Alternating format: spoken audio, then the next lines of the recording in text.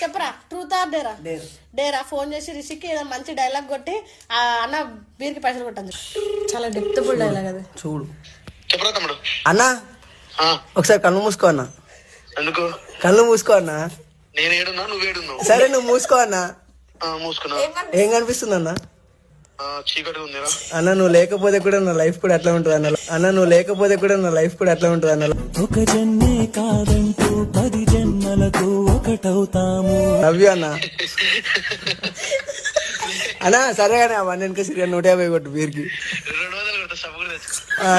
200 కొడతా సబ్బు కూడా తెచ్చుకో. నేను ఎంత దూరంలో ఉన్నా నీ పిలుపుకు అందుబాటులోనే ఉంటాను. నా ఆకలి చూసి